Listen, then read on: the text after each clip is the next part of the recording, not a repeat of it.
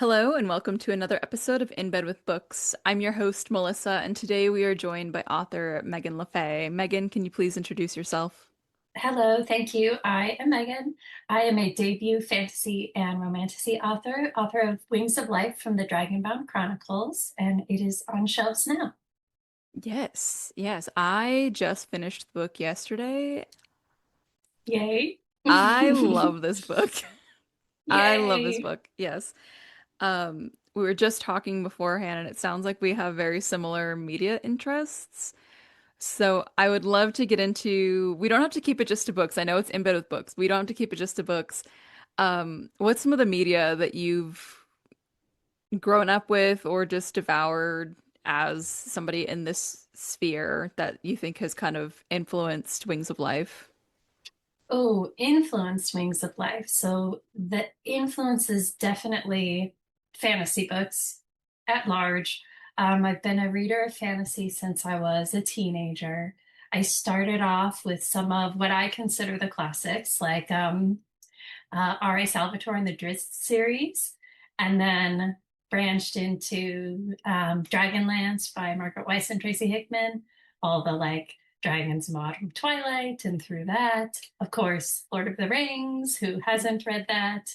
And yeah, continued from there and just kept reading fantasy my whole life. Excuse me, my voice. And that was my main inspiration was just the like immediate love affair and obsession that I've had with magic and dragons and all things fantasy since being little.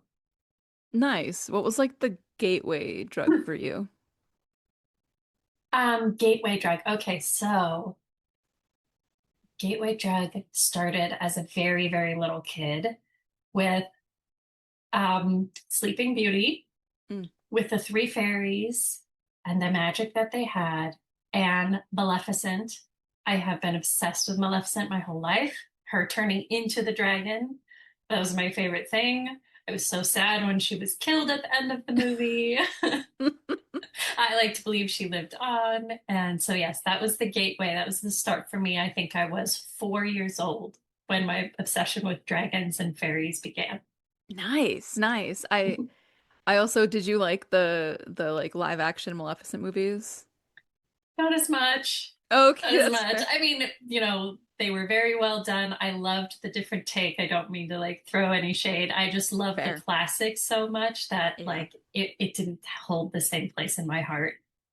Fair. I will say you like with this reference to the classics, there's this element of Serae and Eldreth's connection before, there's this miscommunication between them. And I feel like I'm not really spoiling anything by kind of alluding to this because the probably for about like two-thirds of the book leading up to the reveal of like who he really was, I was like, Serae, I need you to just like ask the right questions here. I need the POVs. There's multiple POVs in this. We get her and Eldritch, and then also like prologue from her brother Bale. I was like, I need you to ask the right questions, but it felt kind of like the old versions of like Eros and Psyche, where they're just out of reach, and like you can't quite figure out who they are, what they look like, because in her mind, Eldrith, her betrothed that she's come to Rihtlond for, he's gonna arrive soon. He's gonna arrive soon. Um, was that, were you really diving into a lot of these fairy tales then to kind of find a root for this? My root for that one came from her just being, I want to say, a little bit naive. Mm, I wanted her to go into this because, okay, so I wanted her to go into this new culture with a lot of open-mindedness, even if she's also very resistant to it. She's still outwardly pushing back, but inwardly kind of internalizing and accepting a lot for somebody from this very closed off and judgmental and rigid sort of set in stone culture that she comes from. So I wanted her to have her own blind sights and her own assumptions and things like that that were still influencing her because it's not realistic for her to come into a new place and be like, I accept everything is perfect. So I needed her to have something still that was like a big giant blind spot. Yeah. Yeah. I I really like the way that you balanced on the one hand, like you're saying, like she is kind of going into this open-minded, but there's this kind of tone of if I don't, I'm gonna go crazy. Every time that she does it, kind of before the sun trial and before the way that changes everything for her. Um, when you were designing, because these are very different kingdoms, I guess for the context, the kind of like the expository stuff, Serae is coming from a very conservative uh country, land, Kingdom. kingdom, thank Yep. you. Kingdom compared to the one that she's been thrust into as a spy. How deep did you think you wanted to go with that? Sorry, to go with which part? Like the comparison Oh, between yes. Inra and Thank Riht. you. Yeah. Um, I wanted them to be very largely the antithesis of each other. When I was designing Inra, I took a lot of influence from medieval Europe, um, and I intentionally built into it some of the same principles of, the eldest male is the heir, and that women have a very limited and strict role in society. I wanted that mirror for her because I needed her to come from a place that was very closed off and had one path for her to follow. She didn't have choice in her life. And I needed the Riht to be the opposite, where I mean, she has some choice. She is sent there to marry, the oldest son. That's her path. So in some respects, she doesn't have a choice. But still, in the Riht, I wanted her to have a lot more of an open choice in her life about how she's going to live her life and how she's going to believe and act and feel. And in order to do that, I needed a culture that was much more open, um, especially in their views towards women, and was sort of a different approach to the standard patriarchy. Yeah, it was interesting, you know, existing in the US, which is much closer to Inra's culture, how even as a reader, there were times where her experience in the rape, I was like trying to wrap my head around in a way of like I balancing the kind of like, yeah, they do understand that she is still like a prisoner, right? Like they might be giving her some of these options. Like there's one conversation, I think it's with Wep, where he's like, "But what do you want to do? Like, what do you want to actually do?" And she's like, "I when has that been a choice?" And I'm like, "You're Right. asking questions that she's like so far from being able to access answers to yet." And yeah, it was I don't know, like I don't they are much more positive, but I was like even your assumptions of her as an Inran woman are like still kind of patriarchal and sexist. Yes, absolutely. I mean, and one thing about the Riht is they're pretty xenophobic. Mm, And they've done that intentionally for their own protection. But so when Serae comes in, there's immediate judgment against her, yeah. not because she's a woman like there would be in Inra, but because she's from Inra. So that's one thing that, the Riht culture is not flawless. They are Yeah. certainly flawed. They just have different flaws, and some that for her are a bit more palatable than the ones back home. Yeah, that's fair. Um, there was the conversation with her parents after she gets back home.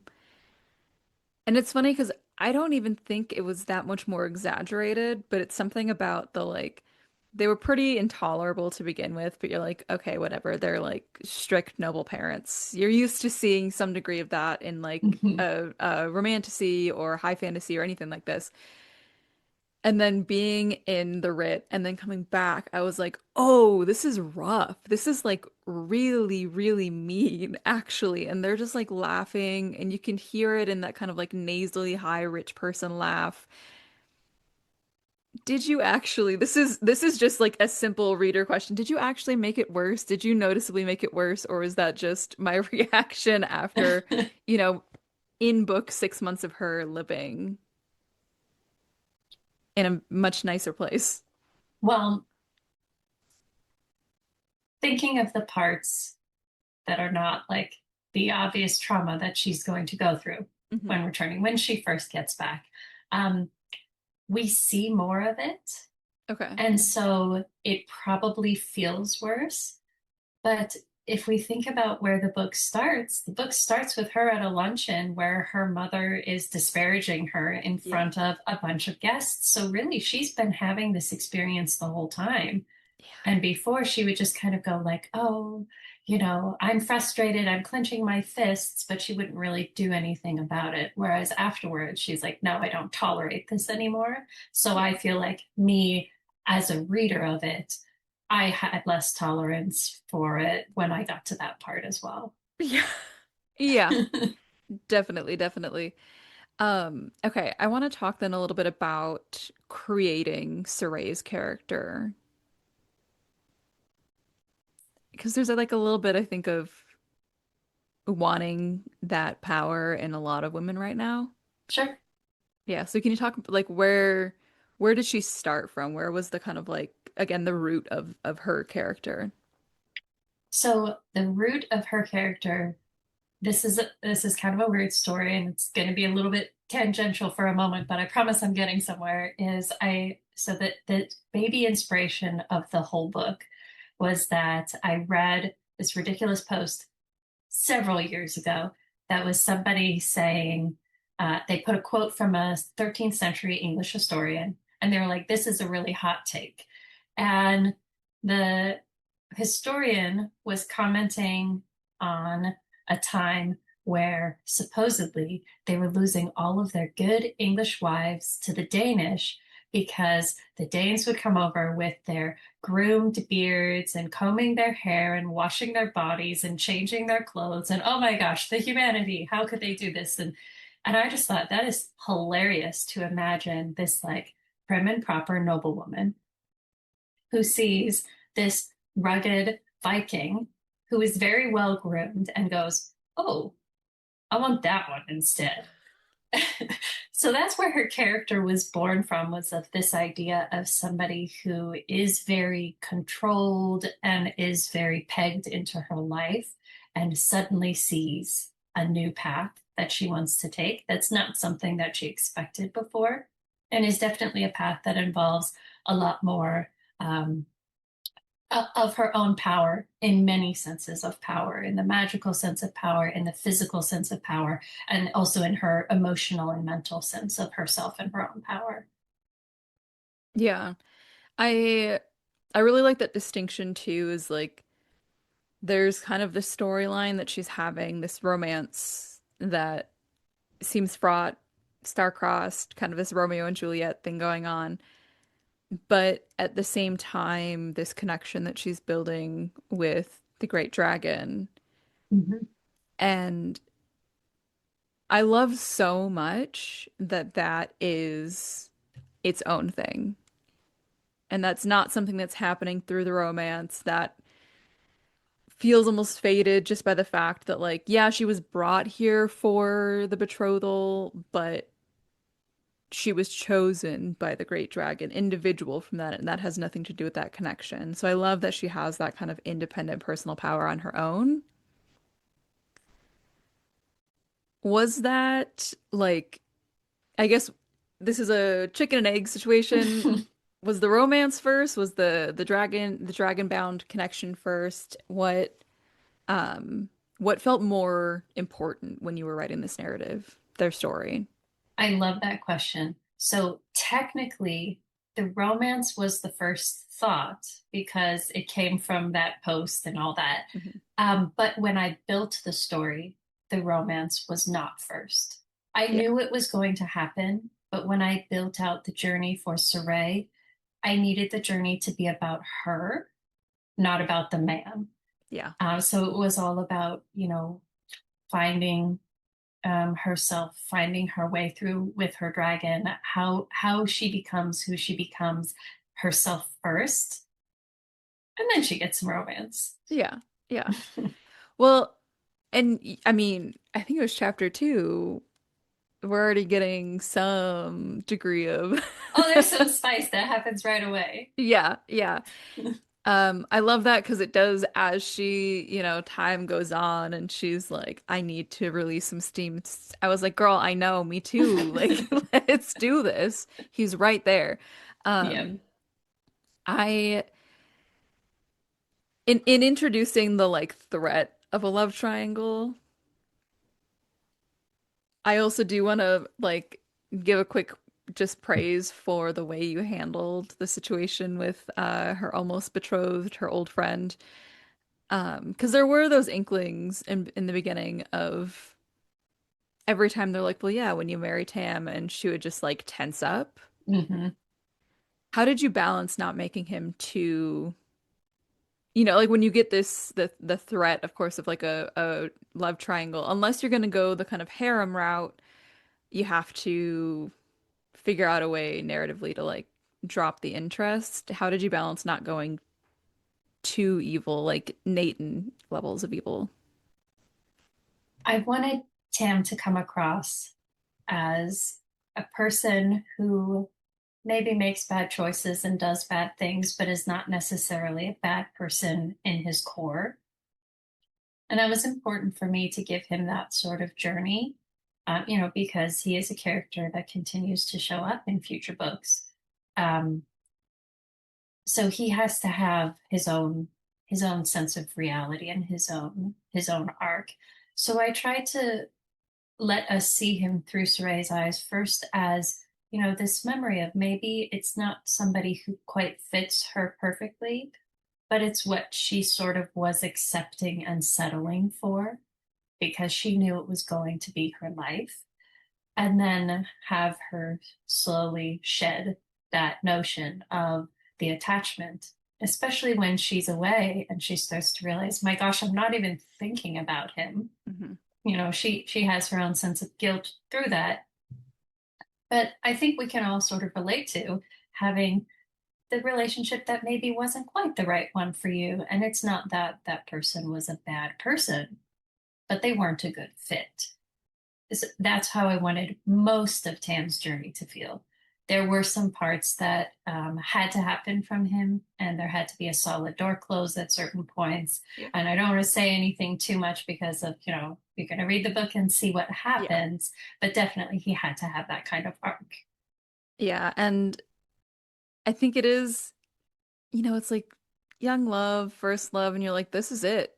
This is the best life can be. And then the veil falls. And it's not that I think everyone is evil after that point, but rather that like you're like, oh, those like the rose-tinted glasses come off and you see kind of there is kind of like if we remove some of the fantasy elements, she traveled. She broadened her horizons a little bit. She saw that life could be different. Yeah. And Yeah.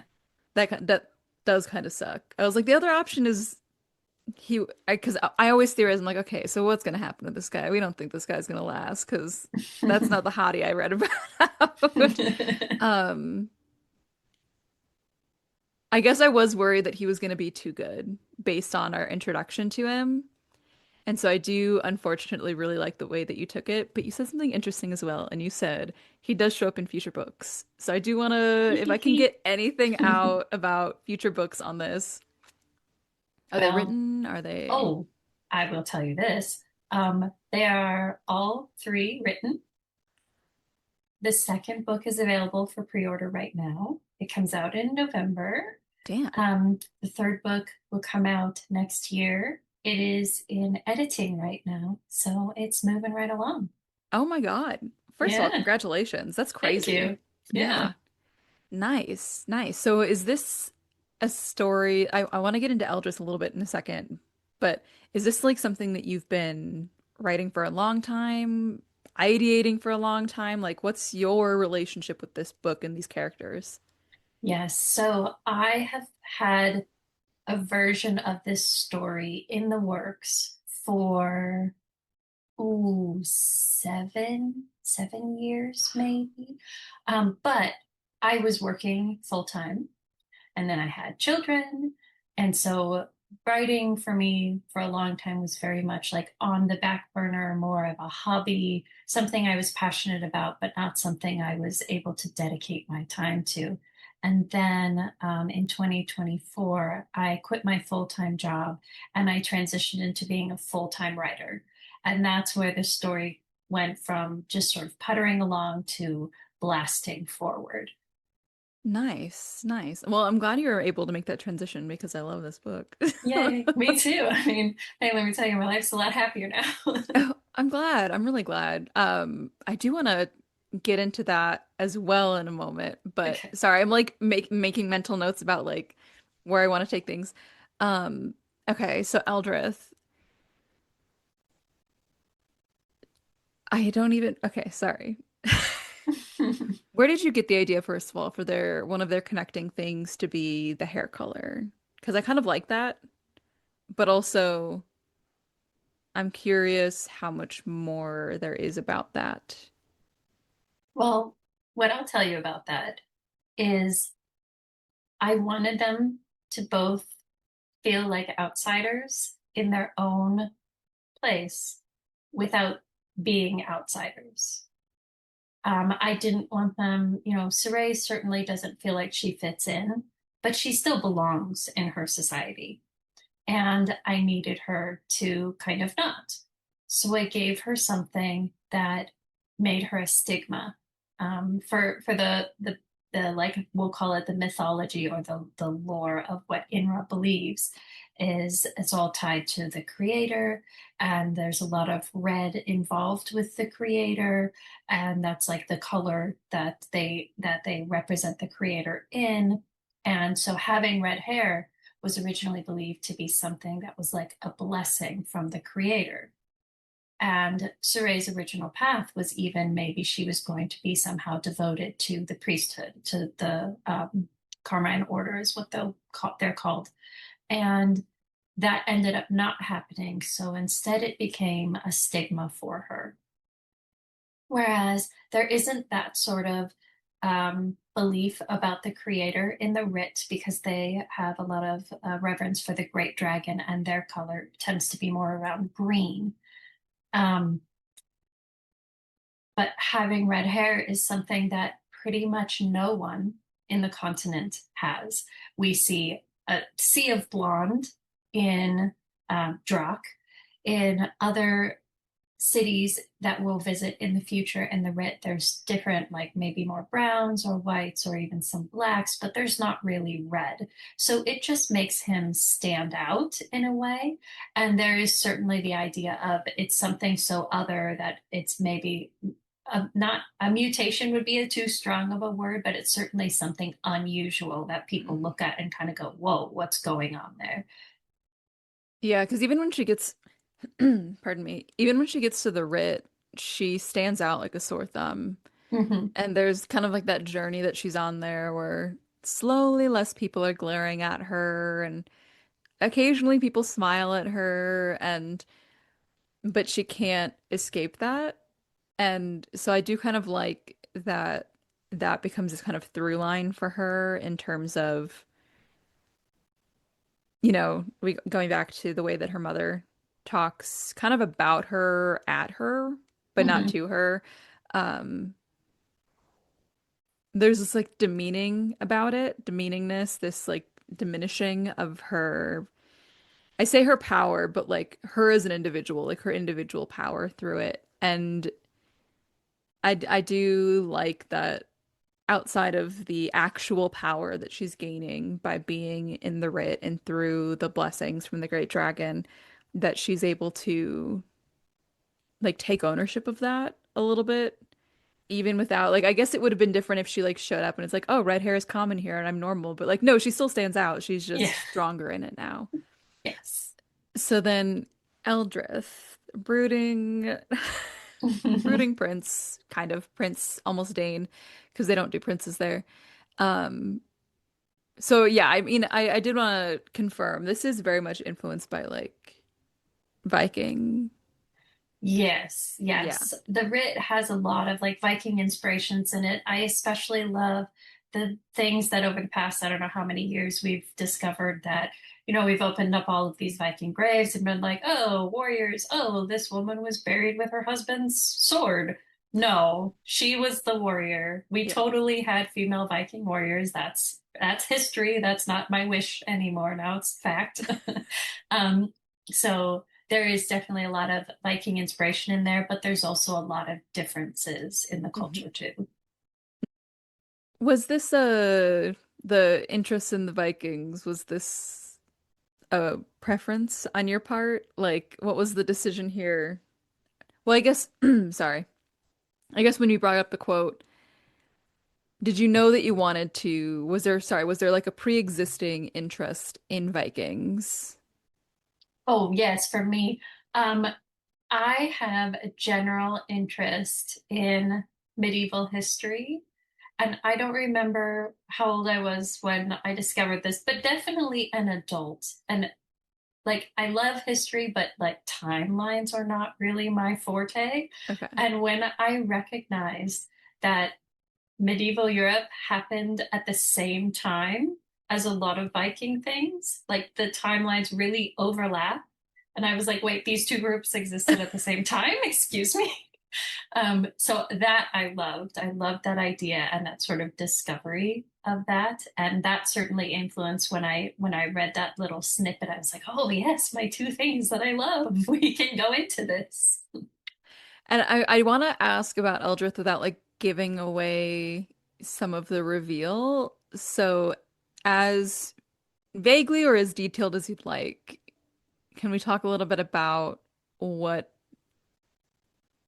Eldritch started as and kind of like what he turned into when you were creating this? Yeah, let me see. I mean, you're the author. It is fully like your call how much we delve into to that. I would say I where I wanted Eldreth to go is I wanted him, he does have his own arc in the future books. I won't say anything about that, just that he has his own that's completely him. And I wanted him to become someone who goes from perhaps being jaded and cynical and maybe a little bit angry because of some of the things he's gone through in his past to someone who also comes into it his own in his own way and in a way that's entirely different than what Serae is doing. So in a sense, they have a parallel path, just in extremely different ways. He's not bound to the great dragon. He's not going on Serae's journey that she is of discovering that sort of power, but he is going on his own journey of really solidifying who he is and who he wants to be in his life. I like that, especially because the writ is such a culture of like it's not inheritance, it's proving that you've earned that title as Dane says at one point to Serae. Yeah, I'm interested to see kind of because you can already see him butting heads with his father, and I think expectations, of course, are that a lot of or the expectations that I'm coming into this with, of course, are that rooted in that inheritance kind of laws and rules and expectations of relationships with elders and everything. And to a degree there is that like respecting the elders, but it is like the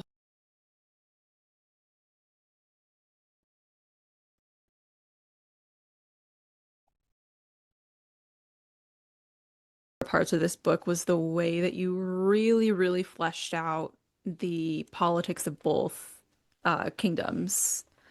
Um, which I guess again, I guess Rit would be more of a Danedom, but Yeah, yeah, I okay. didn't use that word. I just call it a land. That's But fair, yeah. yes. Um, but yeah, I really like the way, and there's parts where Serae is talking about. what she already knows about the Riht and her expectations of it going into this, and how even months later those expectations are constantly being broken because of years of propaganda from her education. Again, a Mhm. perk of being a noble, I guess, even if she doesn't feel like she fits in. But yeah, I really love the way that you clearly took a lot of time creating that. Um, so thank you. I appreciate that. I Thank need a little you. bit of like plot with my smut. Thank you for appreciating that. And I did spend a lot of time doing that. And I did it while writing and then, kept building more and more of the world out as I went. But I really wanted both places to feel fully fleshed out, that they Yeah. had religion, that they had culture, that they had politics, they had currency, that they had everything you could think of. Um, because there's so much time that we spend in these places, and it needed to feel somewhere real for Serae to interact with and not just like, a backdrop. Yeah. Yeah, it did. It just even the details about the new money that she was dealing with. And I was like, oh, like that was an enjoyable detail to find out. It really painted a picture in my mind. Um, Good. so then I do want to talk a little bit about your process of, quitting your day job and becoming a full-time writer, which is like a scary step for people. How did you do that? I guess is the question. Well, it was certainly calculated. Most of the calculations were literal calculations about finances, making sure that, my family would be stable in taking that process and that, we had the right sort of support and savings to make that step. Um, so that was the biggest consideration, is just financially, can I make this happen? And then there was the a really giant, roll of the dice, bet on yourself sort of feeling of luck. And while taking this journey, I always had in the back of my mind, I know how long it can take to find an agent. If I don't find an agent fast enough, here is the point where I'm going to start looking for another job. But then I found an agent pretty quickly. So then I was like, okay, Nice. I know how long it can take with a book on submission. I mean, so many books die on sub.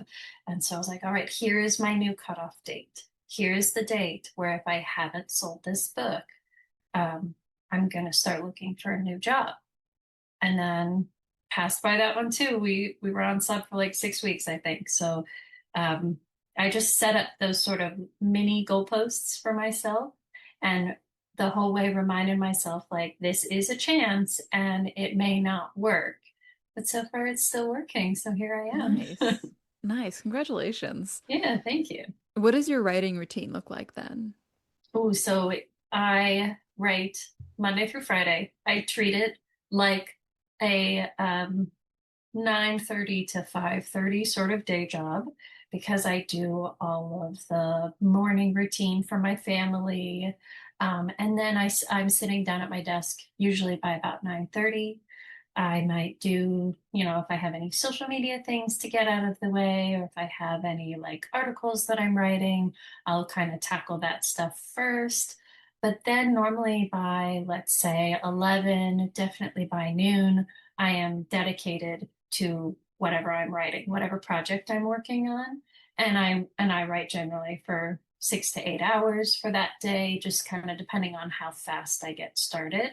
Um, and I have my own goalposts of like, hitting 3 to 4 thousand words a day or editing so Nice. many pages a day. And I pretty consistently hit that. And just because I'm rigid with myself and because I do have a lot of years, working in a job where I was self-tasking, I kind of just carried that over and still self-task and make sure I get things done.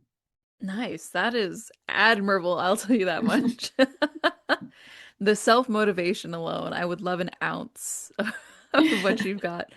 Um, so you mentioned, I think, what year did you move into like quitting your day job and move into full-time writing? That was the end of 2024.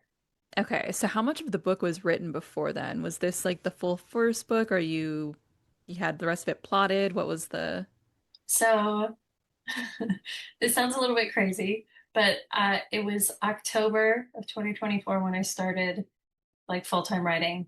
And at that point, I had like, I think 80,000 words of a first draft.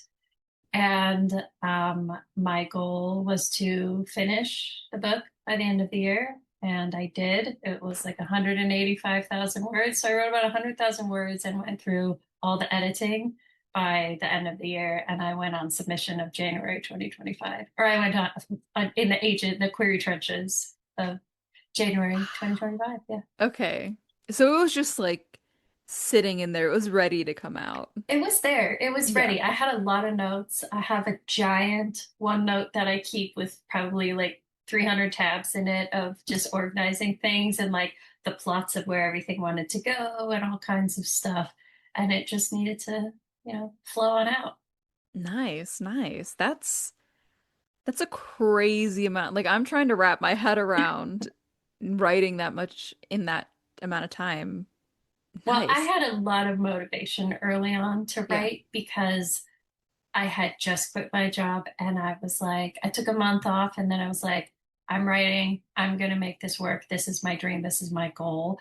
I had days where I had my best day was I wrote 8,000 words in the day.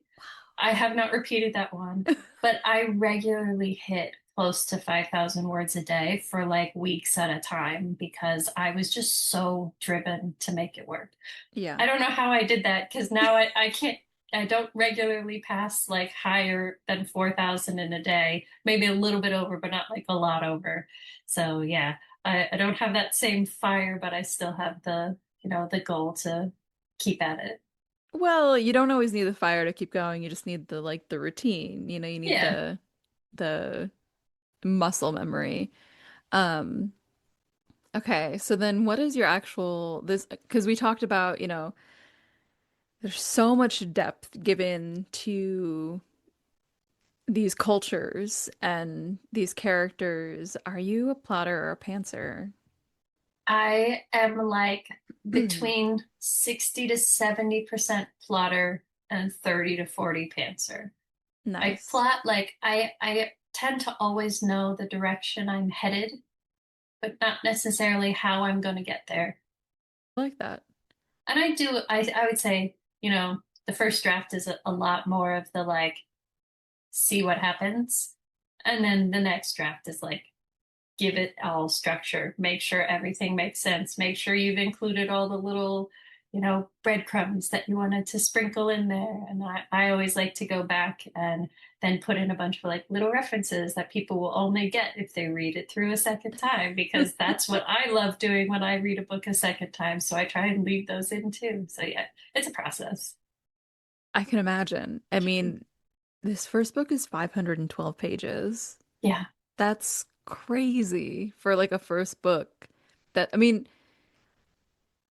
crazy in a good way in that like the publishers obviously had serious faith in this story and in your work, and that's if I can, I mean, I don't want to clap because I don't want to like hurt the audio, but I would. Oh, Like thank it's you. I I feel like nowadays, and this is not meant to be like a dig at all, but like I've read books nowadays that are like past that 300, 400 page mark, and I'm like, this could have been two books. There was never a point in this book where I felt like that. Oh, good. Yeah, the, and I think it really helps that so much of it is from Serae's like internal, like we really see her growth. And Hmm. I love that so much. Like she's not just after a couple of weeks of training, suddenly she's perfect. Like she's still struggling and she can still, like, she knows that she's not as strong as the others. And she takes advice after she's stubborn, of course, but then she takes advice from like her Yes. wrong. Wrong. Nice. Hmm. Nailed it. Okay. Um, anytime like a word is italicized, I do panic a little bit, but yeah, I just love how much care was given to her growth, like internally and I guess externally, like her mind and her body. Um, yeah, I cannot praise this this main character enough. I really enjoyed the the work she had to put in. It felt very relatable. Um, okay, but I wanna ask. I asked earlier about, kind of what you th saw as the influences on this, but what are just influences on you as a writer, not necessarily this story specifically? Well, I feel like as a writer, you kind of take from everywhere. Um, I don't think there's necessarily one particular thing that I can point to as an influence, but writers, we by and large, we tend to be readers and like pretty hefty readers too. We read sort of a lot, and um, I think every story you read pulls on you in some way. Maybe it's a good way, maybe it's a bad way. And maybe it's a way that's like, hey, I love how this character development happened. I love how this relationship happened. And then maybe there are others where you go, that's not a thing I want to do. I want to do the opposite of that thing. So it's still sort of a learning journey, but also, there's a lot that happens in everyone's individual lives. And I've had my own traumas in my life, and I think that's informed some of the way that I've written too.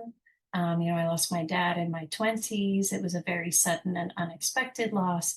And before that, I lost both of my grandmothers when I was 15.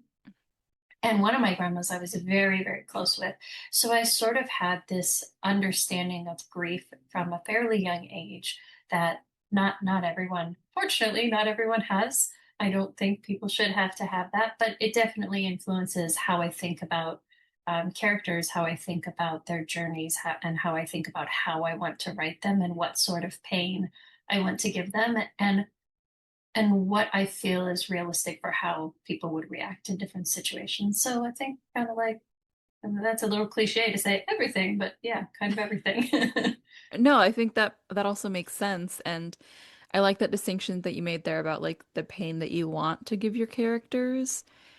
Because I do think there are certain like parts of higher fantasy genres where it's like, let's just give them pain for pain's sake. Like that's what this book is about.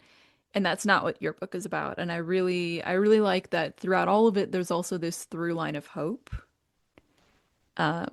Whatever that needs to look like in that moment. So like obviously for Serae, a lot of it is I just got to get through this at first and I can come home and I can be with Tam and then I can be bigger than I can be more powerful. I can stand on my own. And I was like, that possibility of that future is so important. One of my favorite parts of fantasy. Also big fan of Lord of the Rings. So like that hope is like a huge thing for me. I think it's a big reason why the fantasy genre still exists the way that it does today. Um, okay, I've got two last questions that I want to ask, and okay, so last your book related question is what, if anything, can you say about the sequel? Let's see. Be as vague as you'd like, and I can come back to this after I've read it. We see a bigger piece of the world. We learn more about the world. There are references in there to the other cities in the Riht. There are references to the nine continents. You're going to have a little bit more of an understanding of what those continents are and what else there is in the Riht. Um, we continue with everyone's journeys. The We see a lot more from Eldreth and from his POV than we did in Wings of Life. Okay. So Scales of Flame, you see more from some of the other characters like that. Um, and you get a little peek into, when Serae slips away into dreams and sees where Viola, her dragon, spends the time. We see more of that. We learn more things about that. Okay, okay, good. Because uh she keeps talking about like you're far more powerful than anything. I'm like, I cannot wait to see. That is one of my favorite things when we get like connections like this in fantasies, just seeing how much faith they're able to like get in themselves and watch that power grow. Um, okay, so then my last question, I ask all of the authors that I have on this question, if you could only recommend one book for the rest of your life, what book would it be? Oh no. Um, I'm gonna go with the book that I recommend to people the most once they tell me they have an interest in fantasy. It's Name of the Wind, Patrick Rothfuss. Okay. And to do a sub one of that, you have to read that to really appreciate one of my favorite books, which is actually a novella of his, but it's The Slow Regard of Silent Things. You could read that one all by itself, but when you've read The Name of the Wind and then you read The Slow Regard of Silent Things, um, that book touches this very special place in my heart, and I have no explanation for why.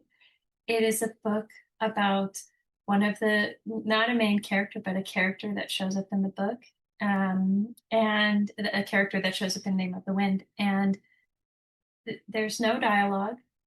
There's one character that you follow around. She's in one place. It sounds like it would be the craziest, most boring story, and somehow it is just stunningly beautiful. It sounds very intimate. Yes. Okay, I like it. Thank you. Yeah. Well, that brings us to our time. Is there anywhere that readers can find more about you and your books? Absolutely. You can visit my website, meghanlefay.com. And if you want to get in touch with me, best place is Instagram at Meghan Le Fay. I'm on there pretty actively. That's where you'll find out all the latest updates and where I'm going to be and what I'm up to. Awesome. I will plug those down below. But otherwise, thank you for joining me today. And thank you for everybody listening or watching. Thank you for joining me for another episode of In Bed with Books, a bookish podcast for bookish babes. Make sure to like and subscribe so you can keep up with all of the latest updates. And if you have any suggestions for authors, books, or topics that you want to hear about on the podcast, then feel free to DM me on Instagram or shoot me an email. I'm wishing you a lovely rest of your day, and until next time, happy reading.